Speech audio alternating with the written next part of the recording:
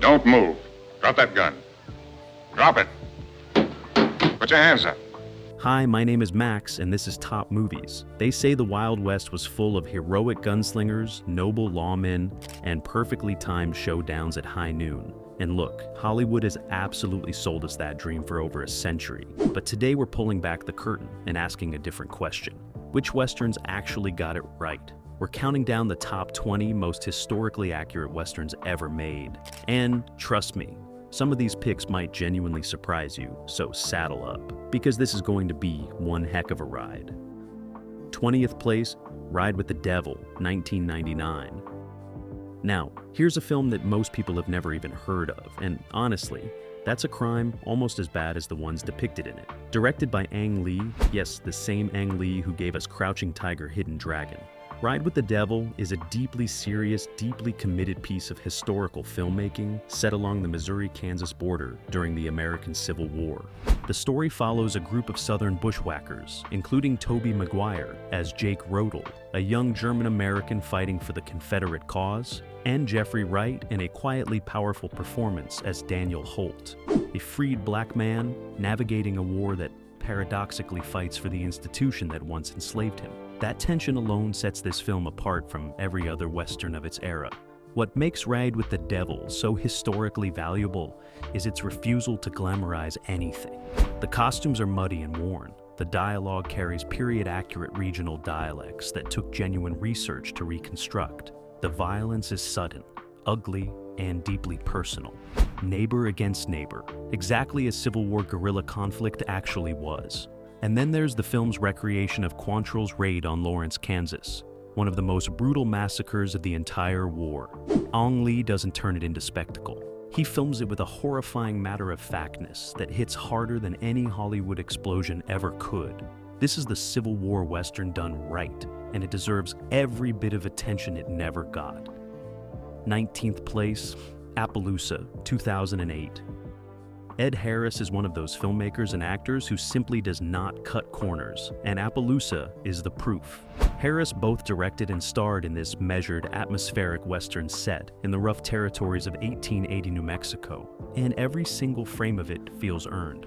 The story follows two seasoned lawmen, Harris as Virgil Cole and Viggo Mortensen as his quietly loyal partner Everett Hitch, who ride into the town of Appaloosa to restore order after a violent rancher has the whole place living in fear. Simple enough premise, but what Harris does with it is anything but simple. What stands out about Appaloosa from a historical standpoint is its dedication to the reality of frontier law enforcement. These aren't heroic marshals with shining badges and perfect aim. They're pragmatic professionals operating in a world where the law is whatever the fastest gun says it is. The dialogue is formal and deliberate in the way that period writing and speech actually were. The landscape is vast, unglamorous, and indifferent to human trauma. And when a mysterious widow arrives and begins to complicate Virgil's emotions, the film quietly reminds us that even on the frontier, human weakness was always the most dangerous variable in the room. Appaloosa is a film that rewards patience, and its commitment to authentic frontier atmosphere is something genuinely rare in modern westerns. 18th place, Open Range, 2003. Kevin Costner has made it his personal mission over the years to give us westerns that feel real, and Open Range might be the purest expression of that mission. Set in Montana in 1882, the film follows free-range cattleman, Boss Spearman, played by Robert Duvall, and Charlie Waite, played by Costner himself, as they find themselves in a deadly collision with a corrupt rancher who has decided that the open range belongs to him and nobody else. Costner scouted genuinely remote, undeveloped landscapes for this production, and it shows. There are long stretches of the film where you simply watch men work, tending horses, breaking camp, cooking over open fires. And those stretches are not boring, they're hypnotic, because that's what frontier life actually looked like. It wasn't constant action, it was long, quiet stretches of labor, punctuated by moments of sudden, terrifying violence. And when that violence comes in Open Range, it comes hard. The climactic gunfight is widely regarded as one of the most realistic ever committed to film. Guns jam, people take cover, shots miss, men get scared. It's chaotic and brutal, and completely devoid of the choreographed elegance you usually see in Hollywood shootouts. Open Range won the 2004 Western Heritage Award, and Roger Ebert praised it for capturing the core moral values of the frontier: justice, loyalty, and the weight of doing what's right when it costs you everything. This one is a modern classic, full stop. 17th place, Bad Company, 1972. Here's one that most casual movie fans have probably never encountered, and I'll be honest with you, when I first watched this one, I wasn't entirely sure what I was in for. But Bad Company is an absolute hidden gem of revisionist Western filmmaking, and it deserves far more credit than it typically receives. Olt, directed by Robert Benton in his feature debut, and shot with gritty, unglamorous realism by cinematographer Gordon Willis, the same Gordon Willis who would later shoot The Godfather. Bad Company follows draft dodger Drew Dixon, played by Barry Brown, and the young outlaw Jake Rumsey, played by a then unknown Jeff Bridges, as they drift westward through post-Civil War America, trying to survive with no money, no plan, and no particular moral compass. What makes this film historically compelling is exactly what makes it cinematically uncomfortable. There is no romanticism here. The landscapes are muddy and bleak, the clothing is ragged. Violence erupts without warning and resolves without meaning. These are not heroic outlaws riding into legend. They are frightened young men making bad decisions in a world that has no use for them. Historians and critics alike have praised Bad Company for its revisionist authenticity, its refusal to traffic in frontier mythology, and its portrait of the West as a place of moral erosion and desperate survival. Jeff Bridges is magnetic, and this film is proof that great westerns don't always get the recognition they deserve. 16th place, Ulzana's Raid, 1972. 1972 was apparently a remarkable year for historically honest westerns, because here we are again. Ulzana's Raid, directed by Robert Aldrich, is one of the most unflinching portrayals of the Apache conflicts ever put on screen, and it absolutely earns its place on this list. The film is set in 1885 Arizona, as the renegade Apache leader Ulzana breaks out of the reservation with a small war party. A young idealistic cavalry lieutenant, played by Bruce Davison, is dispatched to pursue him, guided by a weather-beaten, deeply pragmatic scout named McIntosh, played with quiet ferocity by Burt Lancaster. And what unfolds between these two men, as much as the pursuit itself, is the real heart of the film. Aldrich strips away every sentimental trope the Western genre had built up over decades. There are no noble savages and no heroic soldiers. There is only violence, exhaustion, moral ambiguity, and the dawning recognition that neither side in this conflict has clean hands. Critics at the time immediately drew parallels to Vietnam, and those parallels were entirely intentional. But what makes Ulzana's Raid historically significant beyond its allegorical content is its ground-level accuracy. The terrain, the tactics, the psychological toll of a campaign where the enemy knows the land and the pursuers do not. It is a brutal, serious, and genuinely important film. 15th place, The Big Trail, 1930. Now we're going back, way back, to 1930, and to a film that was extraordinary not just for what it depicted, but for how ambitiously it tried to depict it. The Big Trail is a sweeping pioneer epic directed by Raoul Walsh, and it stars a very young John Wayne in his first major leading role. That's right, before the legend, there was this. The film follows a massive wagon train, making the brutal journey westward from the Mississippi River toward the Oregon frontier, and Walsh was determined to shoot it with documentary-level authenticity. Real covered wagons, real oxen teams, real locations across the American West. The production traveled to remote sites in Wyoming, Montana, and Yosemite, shooting under genuinely difficult conditions that the cast and crew felt in their bones every single day. And it shows. Watching The Big Trail, you feel the weight of what westward expansion actually demanded of the people who undertook it. River crossings where wagons are lowered down, cliff faces on ropes. Mountain passes filmed in driving snow. The sheer physical endurance of ordinary people pursuing an extraordinary dream. Walsh consulted historians on the costumes, tools, and daily practices of pioneer life, and the result is one of the earliest and most honest cinematic portrayals of America's push westward. The fact that it was also a commercial disappointment upon release, largely because its widescreen format required special projectors most theaters didn't own, makes it one of cinema's great overlooked achievements. 14th place, The Alamo, 2004. The Alamo is one of those historical events that American mythology has absolutely buried under layers of legend, heroism, and convenient simplification. So, when director John Lee Hancock set out to make his 2004 version of the story, he made a deliberate and admirable choice. Strip the myth away and tell it like it actually happened. The result is a film that received mixed reviews upon release, largely because audiences expecting a rousing patriotic adventure found something far more complicated and far more honest. The reconstruction of the Alamo itself and the surrounding San Antonio depictions was built to precise historical specifications. The weapons, uniforms, and military tactics reflected genuine research into the 1836 battle, and the central figures, Davy Crockett, William Barrett Travis, Jim Bowie, and Sam Houston, are portrayed not as icons carved in stone, but as flawed, frightened, politically complicated human beings. The film's portrayal of Crockett's death is particularly brave. Rather than the heroic last stand of frontier legend, it draws on controversial but historically credible accounts that challenge the mythology entirely. And that, right there, is what separates a truly honest historical film from a merely entertaining one. The Alamo 2004 didn't give audiences the story they wanted. It gave them something closer to the story that actually happened, and it deserves enormous credit for that. 13th place, Geronimo, An American Legend, 1993. For most of American cinema history, the Western genre treated Native American figures as either noble background decoration or outright villains. Geronimo, An American Legend, directed by Walter Hill, was one of the first major studio westerns to genuinely push back against that tradition, and the results are quietly remarkable.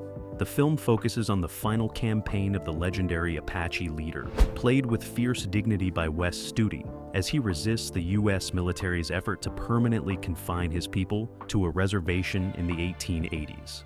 The story is told through the perspective of a young cavalry officer, which allows the film to present multiple viewpoints without collapsing into simple moral judgments. The military isn't purely villainous. Geronimo isn't purely heroic. The situation is what it actually was: complicated, painful, and rooted in decades of broken promises and cultural erasure. The production consulted Native American advisors throughout filming, and many scenes were shot on authentic southwestern locations that mirror the actual terrain of Geronimo's campaigns. The costuming, the language usage, and the depiction of Apache culture reflect genuine research rather than Hollywood invention. And Wes Studi's performance is extraordinary, controlled, intelligent, and deeply human in a way the genre rarely allowed for indigenous characters. This is a Western that treats its history with real respect, and that alone puts it in rare company. 12th place, The Gunfighter, 1950. Here's where things get really interesting, because The Gunfighter, made all the way back in 1950, understood something about the reality of Old West violence that most Westerns made today still haven't figured out. And that thing is this: being a famous gunslinger was not cool. It was a death sentence delivered slowly.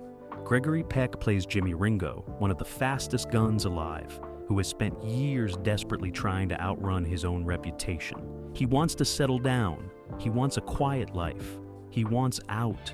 But everywhere he goes, young men with something to prove show up looking to make their names by putting a bullet in the most famous man in the territory. And Ringo knows that, eventually, one of them is going to get lucky. What makes The Gunfighter historically significant is its unflinching honesty about what the gunfighter mythology actually produced in real life. The real figures of the Old West, Billy the Kid, John Wesley Hardin, Doc Holliday, were not romantic heroes. They were deeply troubled men trapped by violence, most of whom died young and badly.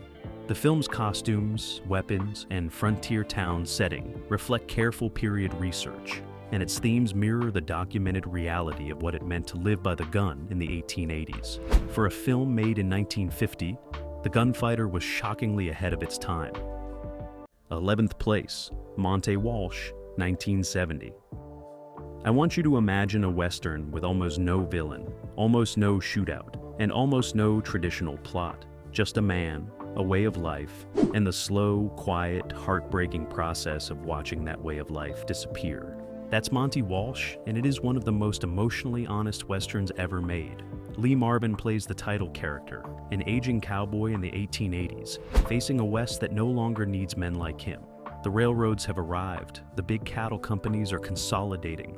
The open range that defined his entire identity is being fenced off and sold, and Monte Walsh doesn't quite know what to do with a world that has modernized past him. The film was shot entirely on location in Arizona, and it shows a level of commitment to authentic cowboy life that is genuinely rare. The gear is worn and practical, not decorative. The work looks like actual work, dusty, repetitive, unglamorous. The horses are handled the way working cowboys actually handled horses, not the way stuntmen handle them for cameras. And Lee Marvin carries the whole thing with a quiet, weathered sadness that feels completely real. Monte Walsh is not a film about the Wild West. It's a film about the end of the Wild West, and it tells that story with more honesty and more grace than almost anything else on this list. 10th place, Shane, 1953. We've reached the top 10, and we're opening with an absolute classic that has stood the test of time, not just as great entertainment, but as a remarkably careful piece of historical reconstruction. Shane, directed by George Stevens and set in 1889 Wyoming, is the story of a drifting gunfighter who becomes entangled in a conflict between homesteading farmers and a powerful cattle baron who wants their land. What elevates Shane above most westerns of its era is the extraordinary attention to historical detail that Stevens brought to the production. He hired Joe DeYoung, a legitimate historian and illustrator, who had personally known and documented actual cowboys of the frontier era, as a technical advisor on the film. The wagons, the livestock, the clothing, the tools, all of it was scrutinized and corrected to reflect what the 1880s actually looked like rather than what Hollywood imagined it looked like. The film's central conflict also reflects real historical tensions. The Johnson County War of 1892, in which wealthy cattle barons hired mercenaries to drive out small homesteaders in Wyoming, is exactly the kind of violent power struggle that Shane dramatizes. These weren't invented conflicts. They were the genuine fault lines of frontier society, and Stevens understood that grounding his story in that reality was what would give it lasting power. He was right. More than 70 years later, Shane holds up beautifully. 9th place. The Assassination of Jesse James by the coward Robert Ford, 2007. The title alone tells you this film is not interested in myth-making. And Andrew Dominik's extraordinary contemplative character study is perhaps the single most psychologically honest portrayal of outlaw life ever committed to film.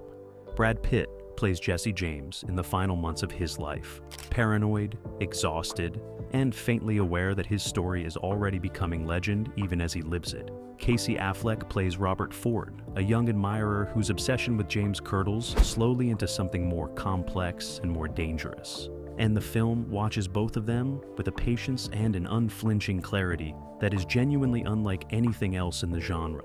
Dominik and his cinematographer, Roger Deakins, recreate 1882 Missouri with extraordinary fidelity.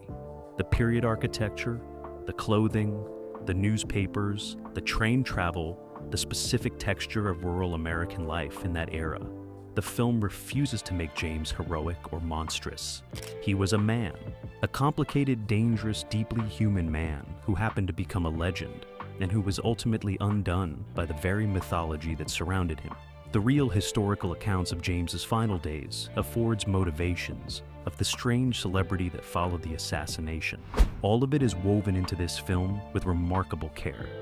It is slow, and it is haunting, and it is absolutely essential.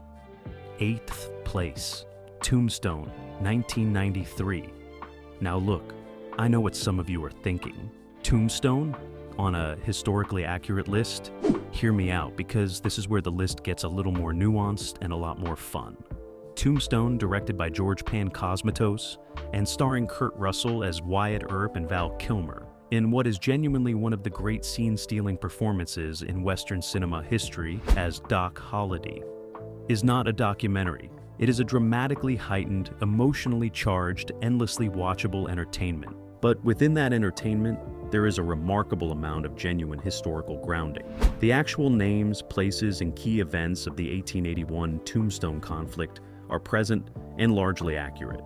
The complexity of Wyatt Earp's transition from lawman to vigilante is explored with real psychological depth. The weaponry in the film, including the specific limitations of the firearms of that era, the slow reload times, the frequent misfires, was researched carefully and reflected in the action sequences. The appearance of Tombstone itself was reconstructed with genuine period credibility, and Kurt Russell's Earp is grounded in the documented historical accounts of a man who was simultaneously a lawman, a gambler, and a deeply flawed human being with a complicated relationship to the law he claimed to represent. Val Kilmer's Holiday, meanwhile, is so good that I'm just going to let it go at that. If you know, you know. 7th place, Little Big Man, 1970. Little. Arthur Penn's Little Big Man is one of the most daring and culturally significant westerns ever made, and in 1970, when it was released, it landed like a genuine cinematic bomb in the best possible way. Dustin Hoffman plays Jack Crabb, a white man who claims to be the sole surviving white witness to the Battle of Little Bighorn, and who has lived alternately among the Cheyenne and white settler society. Through his account, the film takes us through a series of pivotal historical moments, including the Sand Creek Massacre, the campaigns of General Custer, and the devastation of the Plains Indian nations. And it does so from a perspective that American cinema had never seriously attempted before. The Cheyenne in this film are not savages or background figures. They are fully realized human beings with their own culture, their own humor, their own grief, and their own deeply legitimate claims on the land being taken from them. The film incorporates untranslated Cheyenne language and genuine indigenous cultural practices in ways that were groundbreaking for their era. And Custer, played with a kind of manic grandiosity by Richard Mulligan, is shown as the reckless, ego-driven military commander that historical records strongly suggest he actually was, rather than the heroic martyr of popular legend. Little Big Man is funny, heartbreaking, angry, and honest, often all at once. It changed what Westerns were allowed to say, and the genre has never been quite the same. 6th place, McCabe and Mrs. Miller, 1971. Robert Altman is one of the few directors in Hollywood history who seem genuinely allergic to convention, and McCabe and Mrs. Miller is perhaps his greatest act of cinematic rebellion against the Western genre he was supposedly working within. Warren Beatty plays John McCabe, a small-time gambler who drifts into a raw, barely formed mining town in the Pacific Northwest around the turn of the 20th century and decides to open a brothel. Julie Christie plays Constance Miller, a pragmatic British madam with a serious opium habit and a far clearer head for business than McCabe will ever possess. Together, they build something resembling an enterprise, and then a corporation decides it wants what they've built and sends men to take it. What makes McCabe and Mrs. Miller historically extraordinary is its refusal to let the West be anything other than what it actually was at the turn of the century. A place of economic exploitation, corporate encroachment, and grinding survival. The town is built and shot in real lumber and real mud. The weather is actual snow and actual rain, and Altman refused to shoot around it, instead letting it define every scene. The themes of capitalism devouring individual enterprise, of the frontier being consumed not by heroic conflict, but by mundane commercial interest. These are rooted in genuine economic history. The West wasn't won by gunfighters, it was bought by corporations. McCabe and Mrs. Miller is the only Western that truly understands that. 5th place, the Culpepper Cattle Company, 1972. I told you 1972 was an extraordinary year for honest Westerns, and here we are back again for the 3rd time. The Culpepper Cattle Company is not a film that most people would place in a top 5 anywhere, and yet here it sits. And I will defend this ranking with everything I have. Directed by Dick Richards, the film follows 16-year-old Ben Mockridge as he joins Frank Culpepper's cattle drive out of Texas in 1866, stars in his eyes and glory in his head. What he gets instead is mud, exhaustion, violence, and the slow, unglamorous reality of what it actually meant to work a cattle drive in the post-Civil War America. Richards shot this film in dust-blown New Mexico locations and made a production decision that sounds small but is actually enormous. He dressed everyone in what cowboys actually wore, which is to say wool and canvas that gets filthy and stays filthy, not the clean, decorative costumes of Hollywood tradition. The saddles are working saddles. The chuck wagon is a real chuck wagon, and it looks like it has covered 1,000 miles. The cattle are handled the way real drovers handled cattle, and the violence, when it comes, arrives accidentally, messily, and without the orchestrated elegance of typical Western showdowns. Nobody looks cool getting shot in this film. They look hurt and scared, which is what people who get shot actually look like. The Culpepper Cattle Company is a near-documentary portrait of cowhand life, and it is absolutely essential viewing. Fourth place, Cimarron, 1931. Based on Edna Ferber's Pulitzer Prize-winning novel, Cimarron is one of the earliest and most ambitious attempts in Hollywood history to use the Western genre as a vehicle for genuine social and historical examination. And for a film made in 1931, its scope and its honesty are genuinely remarkable. The story begins with the Oklahoma land rush of 1889, one of the most extraordinary events in American frontier history, and one that is almost never depicted on film with any seriousness. Cimarron opens with a recreation of that land rush that involved hundreds of real riders and wagons thundering across open plains, and it remains one of the most viscerally exciting sequences in early Hollywood. But then the film keeps going, tracking its characters across decades as the frontier town they build transforms into a modern American city. What makes Cimarron historically valuable is its willingness to engage with the complicated moral reality of westward expansion, the greed, the lawlessness, the inequality, the treatment of Native Americans, and the particular experience of women and minorities on the frontier. These were not typical subjects for Hollywood films in 1931, and Ferber's source material pushed them forward with real insistence. The sets and costumes reflect genuine period research. The historical events depicted are largely accurate, and the film's willingness to follow its story across multiple decades gives it an epic historical weight that few westerns of any era have matched. As Cimarron won the Academy Award for Best Picture in 1932, which makes it all the more extraordinary that it has largely faded from popular memory. Third place, Brigham Young, 1940. Here's a film that almost nobody talks about anymore, and honestly, that feels like a genuine injustice. Brigham Young is one of the most unusual and carefully researched historical westerns ever produced by a major Hollywood studio.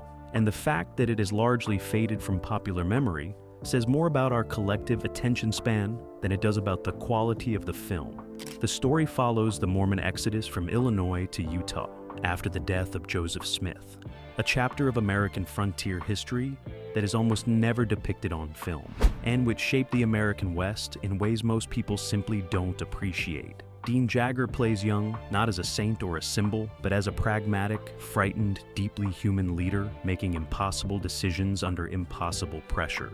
That grounded, unsentimental portrayal is one of the film's greatest historical strengths, and it gives the whole production a credibility that more glamorous films rarely achieve. The crossing sequences are physically brutal in the best possible way. Cold, exhausting, and completely devoid of Hollywood comfort. This is American frontier history most Americans have never encountered, and this film tells it with real care. Second place, The Covered Wagon, 1923.